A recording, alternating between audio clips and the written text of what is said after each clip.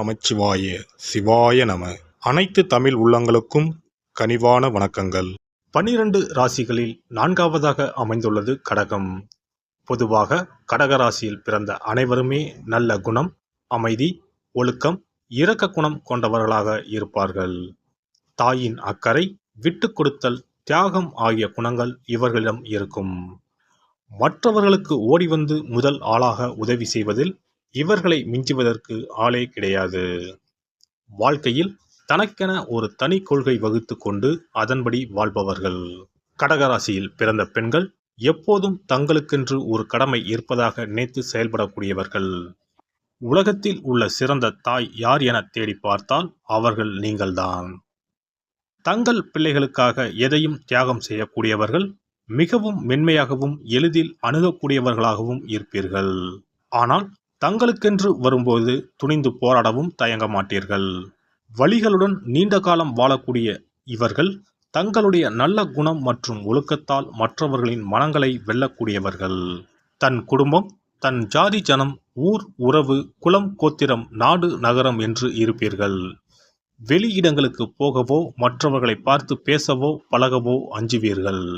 ஒருவரிடம் நம்பி பழகிவிட்டால் தனது உடல், பொருள், ஆவி அனைத்தையும் தர சித்தமாக இருப்பீர்கள். உங்களுக்கு தற்காப்பு, குடும்பத்தின் பாதுகாப்பு என்பதில் கவனம் அதிகம். பெரும்பாலும் கடகராசி பெண்கள் இல்லத்து அரசிகளாகவே இருப்பதை விரும்புவர். தாய்மை உணர்வுடன் கணவனையும் பிள்ளைகளையும் கவனிப்பர். கணவனையும் ஒரு பிள்ளையைப் போலவே நடத்துவார். பிள்ளைகள் திருமணமாகி போனாலும் தன் அருகில் இருக்க வேண்டும் என விரும்புவார். பழமையில் ஊறிப்போன இவர்கள் மாமியார், நாத்தனார், கொழுந்தன் என்ற பெரிய குடும்பங்களை விரும்புவர். அனைவரது வீட்டு விசேஷங்களிலும் கலந்து கொள்வீர்கள். உறவினர் வேண்டும் என்ற எண்ணத்துடன் உரிமையாக உறுத்தாக பழகுவீர்கள். இவர் மட்டும் வீட்டில் இருக்க மற்ற பெண்கள் வெளி வேலைக்கு போனாலும் இவர் அவர்களை சந்தோஷமாக அனுப்பிவிட்டு வீட்டில் இருந்து தனது வேலைகளை மகிழ்ச்சியுடன் பார்ப்பார். இவரிடம் போட்டி பொறாமை இருக்காது. தாய்மை பண்புக்கு தீய எண்ணம் கிடையாது அல்லவா? இவர் குடும்பத்தின் குத்துவிளக்கு, சிறந்த ஆலோசகர், வழிகாட்டி, பெண்களின் முன்மாதிரி, மற்றவர்களின் துன்பங்களை துடைப்பவர். வீடுதான் இவருக்கு சொர்க்கம், பாதுகாப்பு கோட்டை. அதில் இவர் ஒரு முடிசூடா மகாராணி. கடகராசி பெண்கள் நிறைய வீட்டு வேலைகள், வீடு அல்லது குடும்பம் சார்ந்த வேறு பல வேலைகளை பிரியத்துடன் செய்வார். அதே சமயம் வாயு வேகம், மனோ வேகத்தில் இவர்கள் கற்பனை செய்வர். அழகழகாக கோலம் போடுவார். தோட்டத்தை அழகாக பராமரிப்பார். அனைத்து விழாக்களையும், விரதங்களையும், பூஜைகளையும் கர்ம சிரத்தையாக செய்து முடிப்பார். பெரியவர்களை மதிக்கும் இவர்கள் மூத்தோர் சொன்ன சாஸ்திர சாங்கியங்களை சரியாக செய்வார். சாமி பாட்டு, ஸ்லோகம் போன்றவற்றை மனதுக்குள் சொல்லிக்கொண்டே வேலைகளை செய்வார். இவர் வீட்டு வேலை, தையல் வேலை, தோட்ட வேலை என்று எதை செய்து கொண்டிருந்தாலும் மனதுக்குள் ஏதேனும் சிந்தனை அல்லது கற்பனை ஓடிக்கொண்டே இருக்கும்.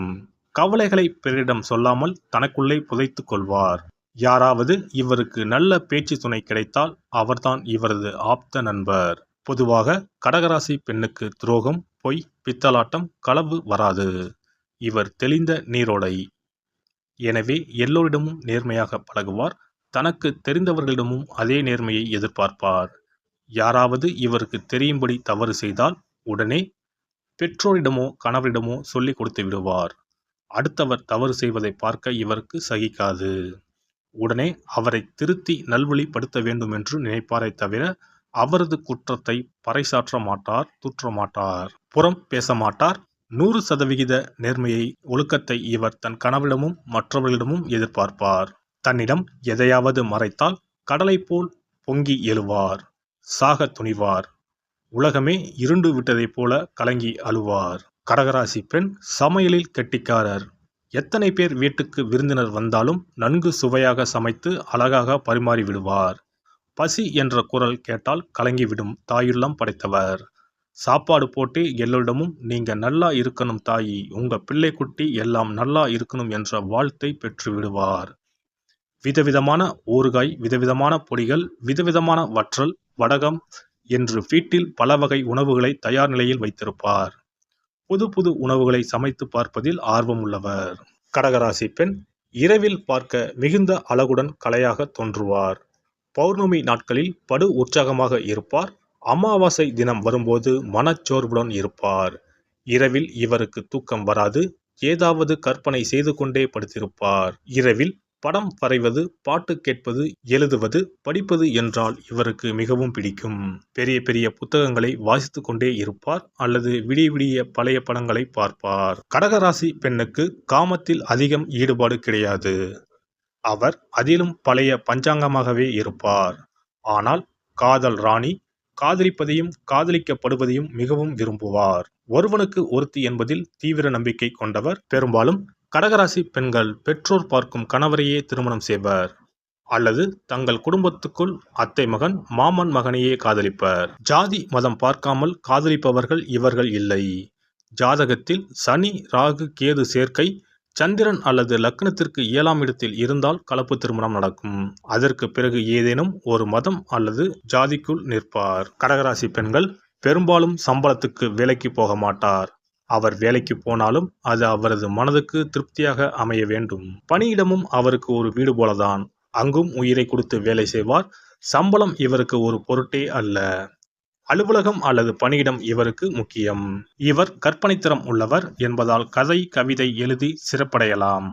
தோட்டம் அமைத்தல், செடி வளர்த்தல், கனி மரம் வளர்த்தல் போன்ற துறைகளில் ஈடுபடலாம். அழகு சார்ந்த தொழில்களை செய்யலாம். வெளியே அலுவலகத்துக்கு போகாமல் ஆன்லைனில் செய்யக்கூடிய தொழில்கள் எதையும் செய்யலாம். அதுவும் அவர் வீட்டு வேலைகளை முடித்துவிட்டு ஓய்வாக இருக்கும் நேரம் மட்டும்தான் செய்வார். மக்களுக்கு நன்மை செய்ய நினைக்கும் அரசியல்வாதி கூட ஆகலாம். கடகராசி பெண்ணுக்கு சிக்கனமும் சேமிப்பும் 2 கண்கள் ஆகும். வீட்டில் சிறுவாடு சேர்த்தல் என்பது இப்பெண்களின் பிறவி பழக்கம் ஆகும். ஒரு பைசா கூட வீணாக்காமல், கடையில் தேவையில்லாமல் எந்த பொருளையும் வாங்காமல் சிக்கனமாக இருப்பார். பிள்ளைகளுக்கும் பெரியவர்களுக்கும் வீட்டில் பண்டங்களை செய்து கொடுப்பார். அனாவசியமாக செலவு செய்ய மாட்டார். கோயில்களுக்கு குடும்பத்துடன் அதிகம் போக விரும்புவார். ஆடம்பர செலவை அறவே வெறுப்பார். திடீரென ஏதேனும் மருத்துவ செலவு வந்துவிட்டால் என்ன செய்வது என்று அஞ்சுவார். கையில், பையில், பெட்டியில், வங்கியில் என்று பல இடங்களில் பணத்தை சேமித்து வைப்பார். ஒன்று கிடைக்கவிட்டாலும் இன்னொன்று அவசரத்திற்கு கிடைக்கும் அல்லவா என கருதுவார். அவசர தேவைக்கு இவரது உறவினர்களோ நண்பர்களோ கேட்டால் கொடுத்து உதவுவார்கள். மொத்தத்தில் இவர் ஒரு சிக்கன திலகம். எல்லாம் வல்ல இறையருளால் நீங்களும் உங்கள் அன்பு குடும்பமும் உடல் நலம், நீளாயுள், நிறை செல்வம், உயர் புகழ், மெய்ஞானம் ஓங்கி வாழ்க வளமுடன். இந்த வீடியோ பதிவு உங்களுக்கு பிடித்திருந்தால் லைக் பண்ணுங்க, கமெண்ட் பண்ணுங்க, ஷேர் பண்ணுங்க. மறக்காம சப்ஸ்கிரைப் பண்ணுங்க. பக்கத்துல இருக்கிற பெல் பட்டனை கிளிக் பண்ணுங்க. நன்றி, வணக்கம். ஓம் நமச்சிவாய. சிவாய நம.